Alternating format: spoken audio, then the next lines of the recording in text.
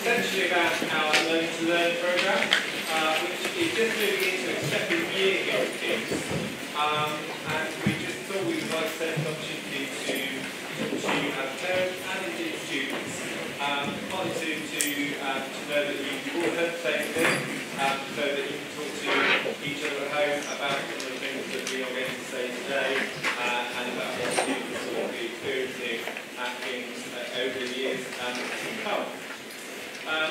Firstly, some introductions. My name is Mr. Millard. I'm the Deputy Head of Academic at King's, so essentially I'm responsible for teaching all the learning going on here.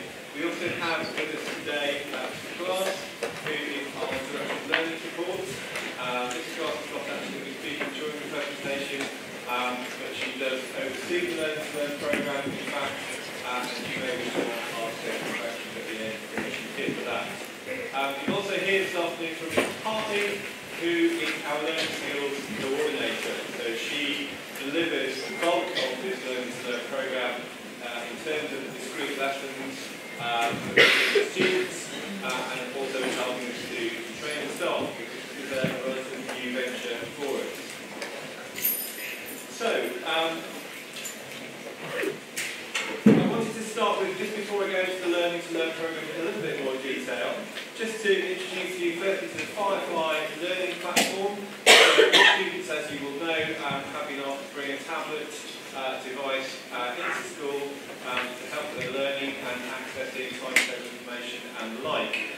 It would take far too long to introduce the platform to you, but they will be accessing pages in lessons and for homework. So this is just an extract from the biology page. Every subject page is set up into different year groups. So you can see obviously it's for the removed, and it simply gives an introduction to each topic that the students will be learning about during the course of the year. And you go into the platform and click on different topics, then all sorts of wonderful pages and information open up to you. Parents don't actually have access to the subject pages, so if you wanted to go back to school and relearn some of the things that you perhaps didn't pick up first time, you'll need to ask your children to log in for you and access the site that way. What you can, of course, do is log in directly to the parents portal. There will be an email going out to parents giving you the login details for that. It's very simple, very straightforward to log in.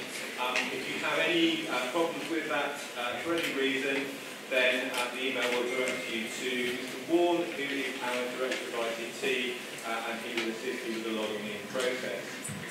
So when you log into the parent portal, you have four main options. There are set of pages discretely for parents, and then also pages relating to co-curricular activities, and particularly to sport. So if your child is particularly sporty and likely to be involved in school teams, this area is great for things like team selection. So you can log on a Thursday evening, for example, and see if your child has made it into the 18 for the match this Saturday, and what the details are for that match, when they need to arrive at school, that sort of thing. You also have access to the information page, which is generic, so all students, parents and teachers have access to the same information, and you can see there that there's a range of things on that sort of page that you might wish to refer to at some point. So if you go into the parents page and into the senior school page, again there's access to lots of different information that you might want to look at. Things like information on co-curricular clubs, parents' evenings dates, which you obviously want to make a record of, and also at the bottom there's a learning skills page. So a lot of the information that we use in our teaching for the students and in helping them to prepare for exams and that sort of thing is in that learning skills section, and that's an area that we'll be directing you to over the years to come as we get closer to GCSEs, of course. In addition to that, obviously you have a separate page on the parent portal for each of your children, if you have more than one, where you can view things like attendance data, school reports and grades, and particularly the homework task, which is probably the single thing that parents want to look at most to check what the homework is, so you can keep on top of your children and make sure they're doing everything they should be. So, on to learning to learn. And really I wanted to start by saying that the heart of our strategy here at King's, all the different areas of the school that we are looking to develop and to make sure that we put the best provision in place for, the heart of this strategy is that every student is known, valued and cared for. And being sure that we know and value students is obviously a lot to do with our pastoral care, but in terms of caring for students, it's important we consider the academic aspect of that as well. And really when we consider the academic strategy going forwards, it's evident to us, of course, as teachers, that these days and these times, students can be under a huge amount of pressure, particularly when it comes to exams and wanting the very best levels of academic success. And this pressure, of course, as we've experienced over the years, can equally transfer from students to teachers and indeed to parents as they try to help children get the very best results in these exams. So we all want to work together to achieve the very best that students can and also try to avoid putting students under too much pressure, because we know that happy students in general terms do achieve better. And what we're trying to achieve really in the Learning to Learn programme is that students can achieve the very best exam results that they are capable of at their level of ability by gaining confidence in their learning, by understanding how they learn, but without being placed under excessive pressure through that process. And really the reason for talking to you at this stage of your children's school career is perhaps the schools maybe have been a little bit guilty over the years of bringing that pressure forward to the 11 to 14 age group, of really sort of starting to sort of ramp up that sort of movement and that sort of pressure towards GCSE exams, perhaps too early, when children really should be just enjoying their learning for learning's sake, obviously taking part in the range of activities that we offer, and that's absolutely important to us and central to our ethos, as well as actually having a decent amount of downtime. So we have talked to teaching staff about things like not taking homework on holiday, for example, at this stage, because students and children should be playing and enjoying their free time at those times and at this age. So in essence, therefore, our belief is that happy students achieve better results, and in helping them to understand how they learn and how they revise for exams, we can help each individual student to achieve more than they thought was possible, which is obviously part of our vision statement. So the Learning to Learn programme aims to help students understand how they learn, what skills they need to be able to learn successfully, and how they're going to go about practicing and developing those skills so that they're thoroughly prepared for GCSE and A-level exams in the years to come. Now, much of the research behind this programme comes from the American psychologist Carol Dweck. You may have heard of her. She's well known, certainly in educational circles these days, for her psychology of mindset and how this aids motivation and ultimately success in exams. And her work has led to the concept of growth mindset. Again, some of you may have heard of that. And it's summarised by this quotation. I'll just give you a minute to read that.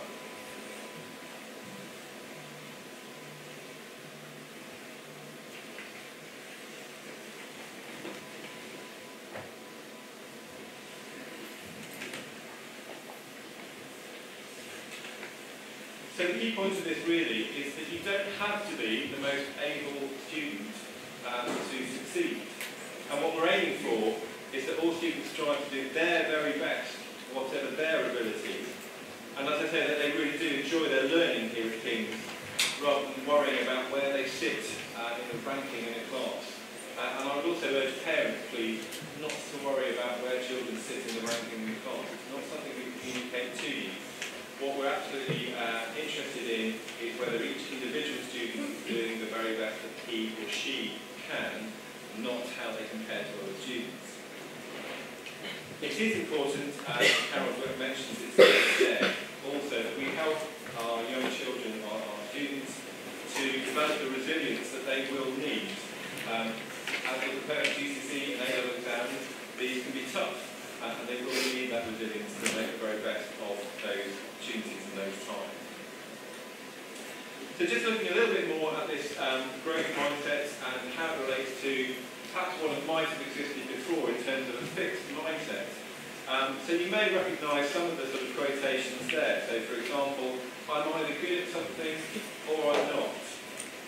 When I can't do something, I get frustrated and I give up. I take failure and criticism personally. And perhaps in the past where we've had students who maybe haven't achieved the very best that they're capable of, we might have seen those sorts of quotations coming true. So in the growth mindset model, what we're looking for is that students understand that they can learn things through failure, that getting things wrong, far from being a terrible thing, is actually really important because it really does help them to learn. And also that you can improve simply through effort and responding to constructive feedback. And also that you like challenge and you like being open to trying new things. So these are all positive things going forward. And it's not about what your ability is, it's about what you do to make the very best of that, of your ability and the opportunities that you have. So moving on to some of the changes that we've made in our Learning to Learn programme. You'll hear a little bit more from Mrs. Hartley very shortly about exactly what the programme looks like and the sort of work that the students will be doing. But just to hear a little bit more about some of the changes. So particularly with exams and assessments, what we're aiming to do is really to teach students exactly how they, as individuals, best prepare for tests. And we're all different. There isn't a one-size-fits-all approach to this. So part of the idea of this programme is to help students to try different methods of working and revising so that they can understand what works best for them. And certainly in the removes and then the shells year, they will practice these skills through a series of common assessments. So these are tests or other kinds of assessments that every student in the E group will do across subjects. So teachers, obviously, that gives us a sense of where those students are at in terms of their ability. But as students, they will do these common assessments, having practiced some of the skills that we've taught them, and see how they get on with that. And if they've failed, if they haven't got things right, which is absolutely fine, we can then talk to them about how they go about improving from that point. So they make mistakes and they learn from them. This means that end-of-year exams will happen for the first time for students here in this hall today at the end of the third year. Now, some parents have spoken to me about this in the past, concerned that does that provide enough preparation for GCSE, and my answer is always yes, absolutely, because they do their exams at the end of the third year, and then at the end of the fourth year, and then again, of course, the GCSE mocks, which happen in November of the fifth year. And that is ample preparation for the business of taking GCSE exams. What we're able to do over the 3 years leading up to that very first set of exams is really making sure that by that time, every student has worked out how they learn, how they revise, and that they can do the very best that they can in those exams. And the other thing I would say is that our experience over the years is that very often if you get students to sit 12 exams in 4 days at the end of the removed year, as we have historically, and as most schools still do, very often they do not achieve the very best that they're capable of. It's not a process that leads to success for them. And certainly what we found last year with last year's removes, that they really felt that the process of common assessments, rather than end-of-year exams, enabled them to achieve better every time they had a test and assessment. So they are able to go forward with confidence in their learning for the future. And in terms of marking and feedback, again, to get away from this idea of children comparing themselves with other students, we do not give marks for classwork or homework at all in the remove or shells. So every piece of work that is marked by teachers is marked, as we call it, formatively, which means it is comment-only feedback. So the teachers will comment on the work, what's good about it, what the students need to do to improve, or what they could have done differently. And there may be a little bit that they ask them to redo, so the corrections are put in place from the word go, so that we're improving work as we go, rather than just going over the same mistakes. Part of this process is that sometimes the students will assess their own work, and sometimes they will assess each other's work. And that's part of helping them to understand how you go about doing the very best you can, making the very best of each piece of work, and by assessing each other's and their own work constructively, they understand the process of feedback and moving on from that. So you won't necessarily find that every single piece of work is marked by teachers, and that's absolutely fine and normal. But teachers obviously will always look over any piece of work that's been assessed by students in any way. And the focus in all of this, obviously, as I say, is on continuous improvement, helping students to improve and understand how to get better, so that they learn from their mistakes and work on that as they go on. Just a few words also from me about grades and reports. So every student at King's receives, or every parent receives a full school written report once a year. For removes, shells and thirds, that happens at the end of the school year. It's slightly earlier for different year groups. In addition to that, parents will receive grades 6 times a year, so once every half term. And we have done quite a lot of work on our grading systems over the last year and a half, and we are now in a position to launch a brand new set of criteria for our grades this September. And I will be writing to all parents in the next couple of weeks, but you're in a privileged position today to hear sort of straight away what these new grades are going to be. And they're going to be 2 different things. So firstly, a set of grades which we call learning scores, and then attainment grades that you're perhaps more familiar with. So let me tell you a little bit more about the learning scores. We, prior to this, had one single grade for effort. We call it attitude to learning. And again, this is quite normal and common in school. But what we felt was that we had different criteria for each effort grade. And sometimes you want to give one grade for one aspect or one criteria, but a different grade for different criteria. So we thought, well, let's actually just give 5 grades rather than 1. So from this year, at the end of every half term, or at the end of the first half of each term, we will be giving these grades for classwork and for homework, the organisation of work, for the willingness to correct work and learn from mistakes and act on the targets given, and also the students' ability to demonstrate effective study skills and revision techniques. So you can see that the skills that they are being taught by the Learn to Learn programme will then be assessed by teachers in each subject. So those learning scores will be sent out to you as parents and uploaded to the parent portal at the end of the first half of each term. There will be no grade for attainment at that stage, so we are simply focusing at that stage and in those grades on the learning to learn aspects that I've been talking about.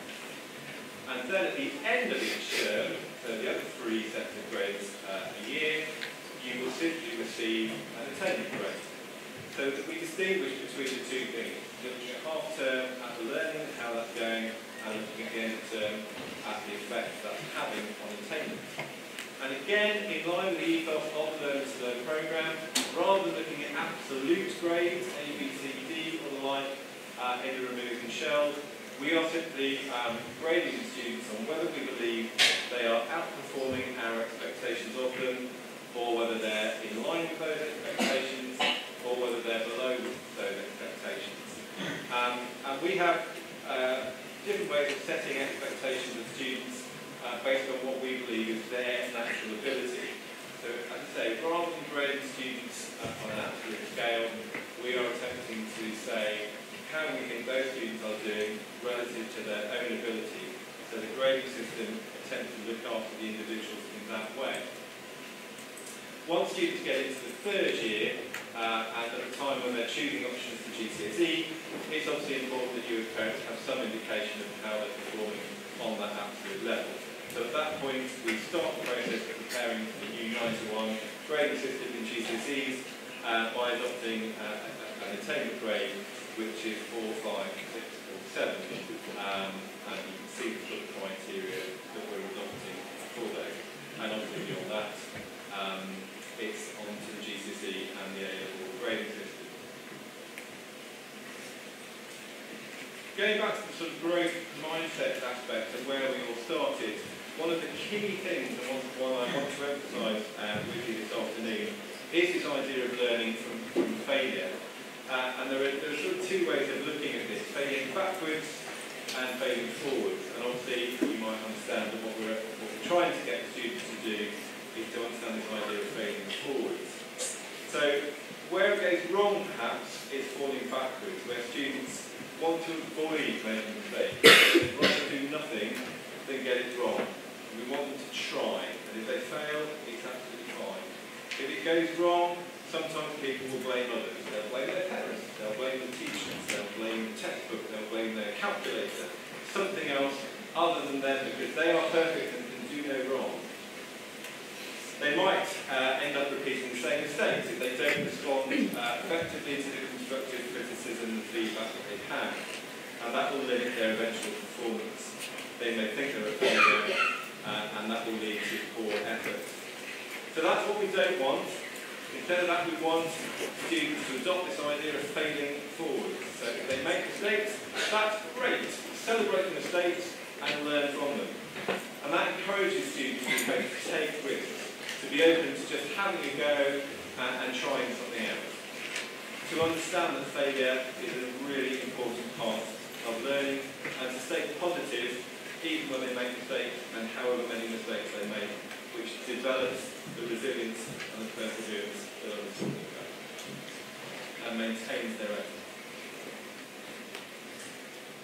So what would we like you as parents to say to your children? So wherever possible, please praise their effort rather than the outcome. So we're not in the process at this stage of praising A grades and the like.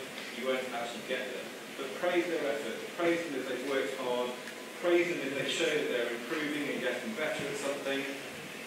Praise them whether they try different solutions. They couldn't do it first time, but they tried something else. They maybe asked for your help at that point, and they worked out how to get there. Praise them that they stuck to a task. They didn't just switch off if they couldn't do it. They stuck to it and made sure that they did their very best. And praise them if they can show that they've learned from that mistake. And you might understand the things that we would want you to perhaps avoid saying, and I'm not going to emphasise those in just a couple of days, and I'm sure you'll understand what I mean.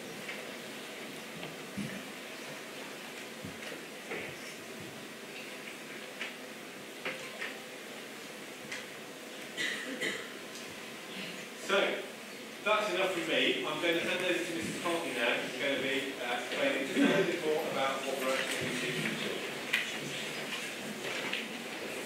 I'm mindful we've heard a lot, so I speak quickly anyhow, and I teach foreign language, so those of you who got me for German, you're in for a quick ride, but you get there. So I will speak quickly and we'll whiz through. I know you need to go home now. So, how will we help the students? So first of all, we have an explicit curriculum, a learning-to-learn curriculum.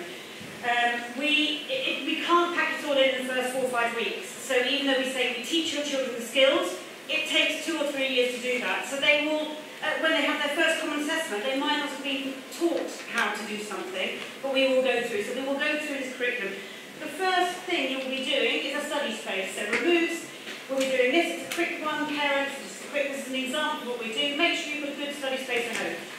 Second one we do is an activity planner. So we're calling it an activity plan and not a homework timetable because you need time to do your hockey, to watch a TV programme with mum, to bake, to whatever, as well as do your homework. So it's looking at how, and you're in a family, a busy family, with parents who might work, grandparents who need visiting, meals need cooking. You have to work around the family. So we ask them things like what time do you arrive home from school, what time do you go to bed, so you can plan your time. We will be talking to the students about the fact they need at least 9 to 11 hours of sleep at night. Sleep is incredibly important for students. It's when your brain puts everything away and sorts it, and it needs to be good sleep. So we're going to say to the students they should have no screen time at least an hour before bedtime because that blue light keeps you awake, and the games you've been playing are very addictive, and your brain is wondering how you get into the next level rather than actually thinking about how to go to sleep. And we'll also be telling the students they should have no form of electronic device in their room at night. They should be downstairs charging, so that mum and dad know where they are, and you are not tempted by that ping that goes off. Even I, as an adult, when I hear my phone go ping and I'm doing something, oh, wonder who that is, wonder what it is. It's distracting. My children have their phones downstairs, they go off at 11 o'clock at night. They should be asleep. The phones, the iPads, the Xboxes, the controllers shouldn't be in their bedroom because it's too tempting. Other things they do during the course of weeks. So you do need screen time. It's a part of modern life, but when are you going to fit it in that's appropriate? When you might read, when you're going to see your friends. But we are advising that it's a maximum of 1 hour screen time. As in, you need screen time for Firefly, you need it for homework, but in terms of gaming and things, if you're going to school, you're doing lots of co-curricular activities, you're doing your homework, you're not going to have much more time and you're sleeping. There isn't much time. Save it for the holidays, the weekends, it's your reward for having got things done, but it shouldn't be the thing that drives what you're doing.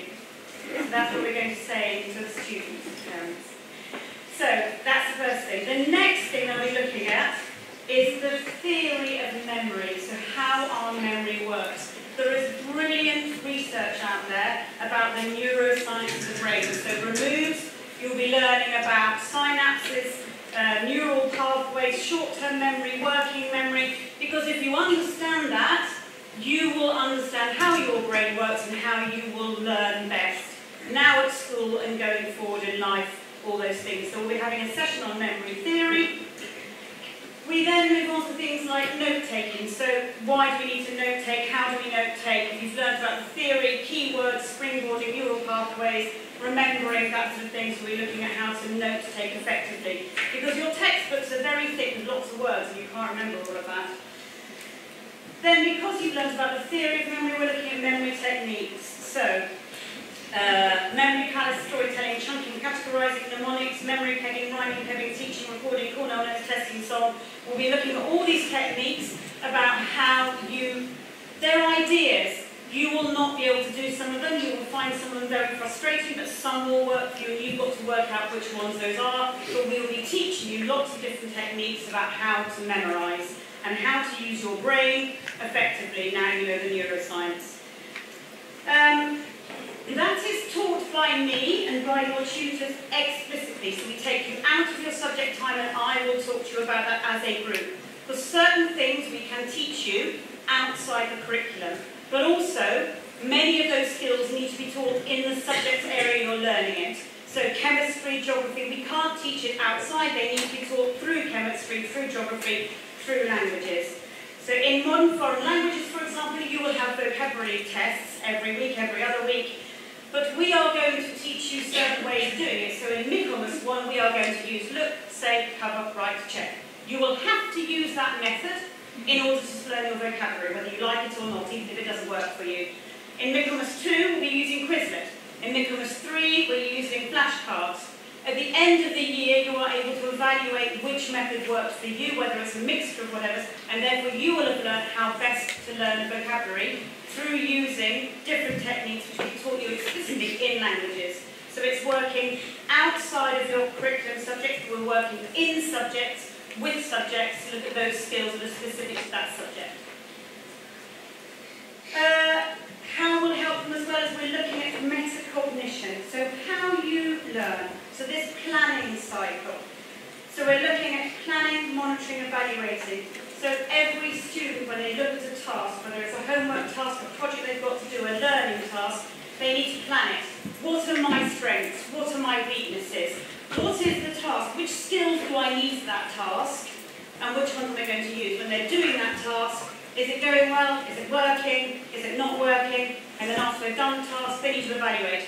This is being embedded throughout the curriculum and in tasks, so tasks we do in classrooms, that's the thing. So it's the way we talk as teachers, it's the way that students are supposed to talk about their learning.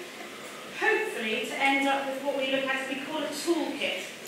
So you should be aware of your strengths, the tools you need so that you can engage and improve your learning. So you need to think of it as a shelf. You need to think, I need that tool for this and that tool for that. this tool's not going to work for that thing, but you need that range of skills, and you need to pick the appropriate ones to do the task you're being asked to do. So, parents, I will do these sessions. The explicit taught sessions by me, when they're being taught by me, they'll be on Firefly.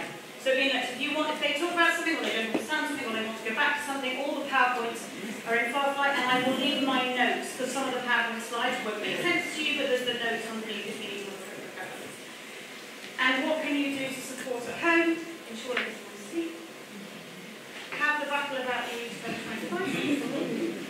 Okay, the activity planner, they will come home with their tasks about weeks of 4 or 5. Just have it at home. So they might need help with it because they might not know what days you get back, all those things. If it's downstairs and you come in from work and you've had a busy day and they're on their Xbox, and you say, for goodness sake, what are you doing on your Xbox? It might be they say, Mum, it's on my plan because I've got Xbox 3, 6 and 7, I'm not doing homework now. So you just got that, you know kind of what you're doing. Although things change and days change, I know it's impossible to stick to it per se, but just as a reminder that it's around and about. And my last thing is let them be independent. So they need to learn to do their homework on their own.